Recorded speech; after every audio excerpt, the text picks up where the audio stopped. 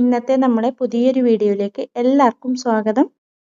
ഇന്നത്തെ നമ്മളെ റെസിപ്പി നല്ല ടേസ്റ്റി ആയതും അതുപോലെ തന്നെ തട്ടുകട സ്റ്റൈലിൽ നല്ല മുരിഞ്ഞ ഉള്ളിവടയുടെ റെസിപ്പിയാണ്. അപ്പോൾ വീഡിയോയിലേക്ക് കടക്കുന്നതിന് മുന്നേ ചാനൽ സബ്സ്ക്രൈബ് ചെയ്യാത്ത കൂട്ടുകാരെല്ലാം ഒന്ന് സബ്സ്ക്രൈബ് ചെയ്ത് സപ്പോർട്ട് ചെയ്യണേ. എന്നാൽ ശരി, നമുക്ക് വീഡിയോ കണ്ടു നോക്കാം. അപ്പോൾ ഇതുണ്ടാക്കിയെടുക്കാൻ വേണ്ടി ഞാനിവിടെ 4 മീഡിയം സൈസിലുള്ള ഉള്ളി എടുത്തിട്ടുണ്ട്. ഇനി ഇത് നമുക്ക് ഇതുപോലെ കട്ട് ചെയ്തെടുക്കണം. നല്ല തിന്നായിട്ട് ഒരേ കനത്തിൽ വേണം കട്ട് ചെയ്തെടുക്കാൻ. ഇനി ഇതിലേക്ക് ചെറിയൊരു കഷ്ണം ഇഞ്ചി ഇതുപോലെ ചെറുതായിട്ട് കട്ട് ചെയ്തെടുത്തത് ചേർത്ത് കൊടുക്കണം. ഇനി നമുക്ക് ഇതിലേക്ക് കുറച്ച് കറിവേപ്പില കട്ട് ചെയ്തത് ചേർത്ത് കൊടുക്കാം. കൂടെ 2 മീഡിയം സൈസിലുള്ള പച്ചമുളക് ചെറുതായിട്ട് കട്ട് ചെയ്തെടുത്തത്.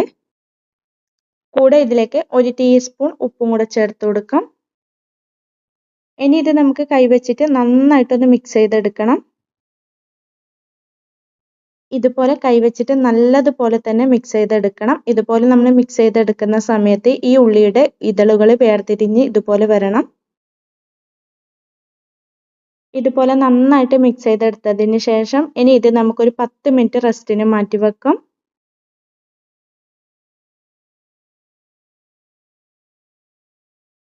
അങ്ങനെ ഈ സവോള നമ്മൾ റെസ്റ്റിന് മാറ്റി വെച്ചിട്ട് 10 മിനിറ്റ് ആയിട്ടുണ്ട്. ഇനി ഇതിലേക്ക് നമുക്ക് ചേർത്ത് കൊടുക്കേണ്ടത് 1/2 ടീസ്പൂൺ വലിയ ജീരകം ഒന്ന് ചതച്ചതിന് ശേഷം ഇതുപോലെ അങ്ങ് ചേർത്ത് കൊടുക്കണം.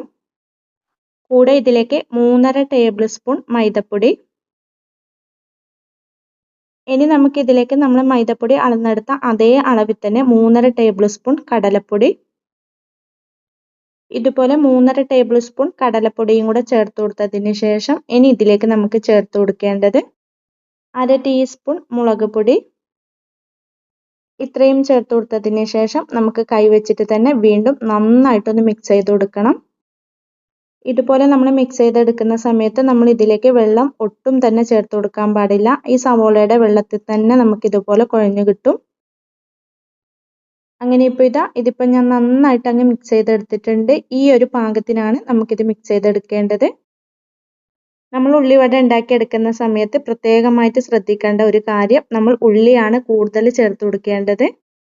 നമ്മൾ ഇതിലേക്ക് പൊടികൾ ഒരുപാട് അങ്ങ് ചേർത്ത് കൊടുക്കാൻ പാടില്ല. ഇനി ഇതിൽ നിന്ന് നമുക്ക് കുറേശ്ശെ എടുത്തിട്ട് ഇതുപോലെ ഒന്ന് ഉരുട്ടിയെടുത്തതിന് ശേഷം കയ്യിൽ വെച്ചിട്ട് തന്നെ ചെറുതായിട്ടൊന്ന് പരത്തി കൊടുക്കാം. ഇതുപോലെ നമ്മൾ കയ്യിൽ വെച്ചിട്ടൊന്ന് പരത്തിയെടുത്തതിന് ശേഷം നല്ല പോലെ ചൂടായി കിടക്കുന്ന എണ്ണയിലേക്ക് നമുക്കിത് ഓരോന്നും ഇട്ട് കൊടുക്കാം. ഇനി ഇത് നമുക്ക് മീഡിയം ഫ്ലെയിമിൽ വെച്ച് കൊടുത്തിട്ടാണ് ഇത് ഫ്രൈ ചെയ്തെടുക്കേണ്ടത്. ഒരുപാട് അങ്ങ് ഫ്ലെയിം കൂട്ടി വെച്ച് കൊടുക്കേണ്ട. മീഡിയം ഫ്ലെയിമിൽ തന്നെ വെച്ച് കൊടുത്തിട്ട് ഫ്രൈ ചെയ്തെടുത്താൽ മതി.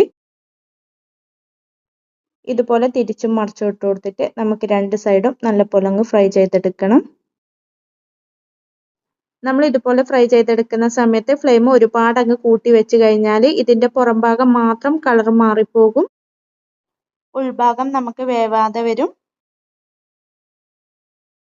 അതുകൊണ്ട് നമ്മൾ ഇതുപോലെ ഫ്രൈ ചെയ്തെടുക്കുന്ന സമയത്ത് ഒരു മീഡിയം ഫ്ലെയിമിൽ ഇട്ടിട്ട് ഫ്രൈ ചെയ്തെടുത്താൽ മതി. അങ്ങനെ ഇതിപ്പം 2 സൈഡും ഫ്രൈ ആയി കിട്ടിയിട്ടുണ്ട്. ഇനി ഇത് നമുക്ക് എണ്ണയിൽ നിന്ന് അങ്ങ് കോരി മാറ്റാം.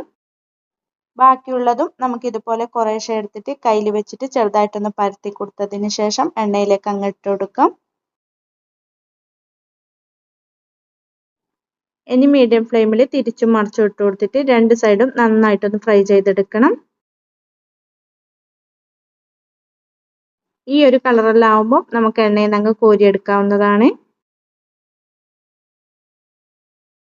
അങ്ങനെ നല്ല ടേസ്റ്റി ആയതും അതുപോലെ തന്നെ തട്ടുകട സ്റ്റൈലിൽ വളരെ സിമ്പിളായിട്ട് ചെയ്തെടുക്കാൻ പറ്റിയ ഉള്ളിവട ഇവിടെ റെഡിയായി കിട്ടിയിട്ടുണ്ട്.